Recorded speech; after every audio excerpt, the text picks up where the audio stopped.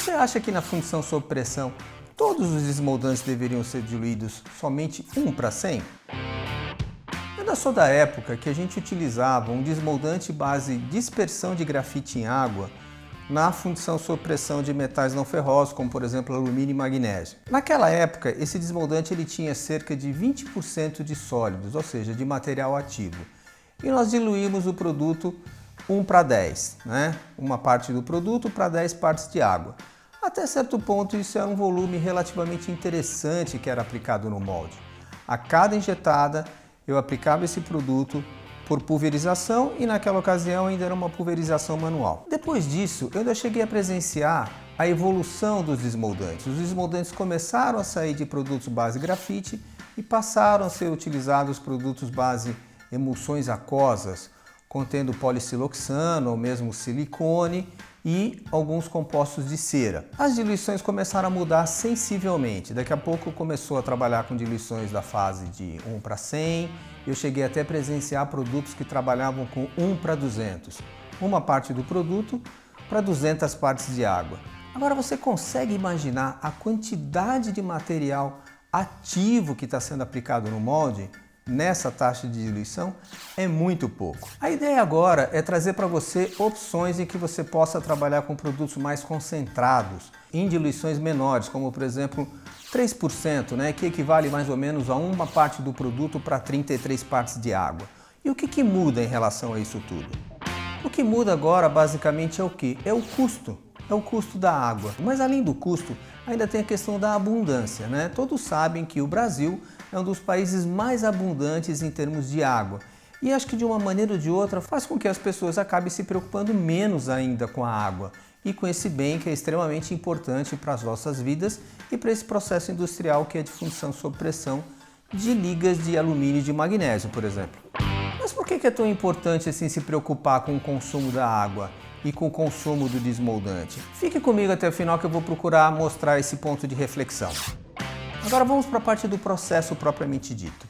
Normalmente, logo após a injeção, as temperaturas superficiais do molde são extremamente heterogêneas e existem muitos pontos de área mais quentes do que o normal. Mas aí o que acontece logo em seguida quando o molde abre e a peça é ejetada? Inicia-se o processo de pulverização do desmoldante. E aí você começa a pulverizar e joga bastante desmoldante ali. Aí você lembra que você está trabalhando com um produto diluído 1:100. E o que você imagina que você está aplicando ali? Lembre-se, o produto originalmente deve ter talvez uns 20 ou um pouco mais de teor de sólidos ativo. Diluído 1:100. Você está somente jogando água no molde. Você está resfriando o molde, fazendo com que a temperatura somente caia, até que comece a formar a camada desmoldante e lubrificante. Veja quanto tempo você perdeu fazendo isso. Então, o que acontece durante esse período? Você só está consumindo recursos, você só está consumindo energia e você só está gastando dinheiro. Resumindo, você só está resfriando o molde e você não está sendo eficiente nesse processo. Agora, qual é o objetivo principal? Atingir essa zona máxima de eficiência no seu processo. E para isso você deveria pensar em cobrir 6 grandes pontos, 6 importantes pontos.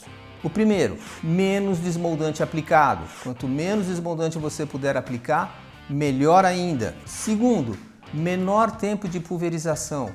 Com isso, você aumenta a sua produtividade sensivelmente. Terceiro, menor consumo de água e também do tratamento desta. Quarto, choque térmico limitado do molde. Vocês podem imaginar que vocês vão conseguir trabalhar num ΔT um pouco menor, né? O molde vai aquecer mais e vai resfriar menos. Então você consegue trabalhar numa faixa de temperatura menor, numa variação de temperatura menor.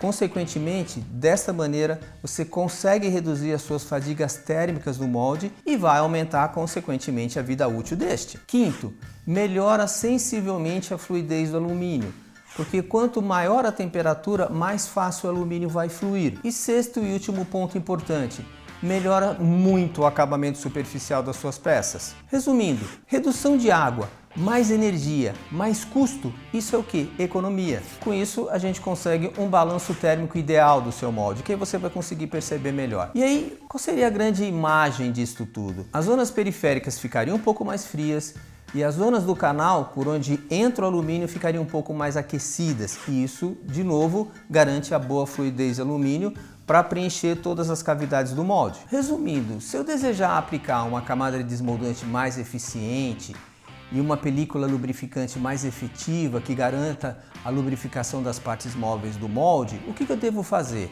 Aplicar menos desmoldante e aplicá-lo de forma mais concentrada. E aí, concorda com essa ideia? Agora, para você conseguir tudo isso, você precisa que o desmoldante tenha uma tecnologia de ponta capaz de atender a todos esses seus requisitos, ou seja, conseguir formar a camada em temperaturas muito mais elevadas de uma forma extremamente eficiente, com ótimo balanço de desmoldante e de lubrificante, com composição química ajustada e com concentração ideal para você consumir menos água, menos recursos, menos energia e, consequentemente, ter uma economia e uma produtividade excelente. Formulações sob medida podem ser solicitadas com total apoio da Itália, com total apoio da Baraldi e principalmente com todo o nosso suporte no desenvolvimento dessas soluções.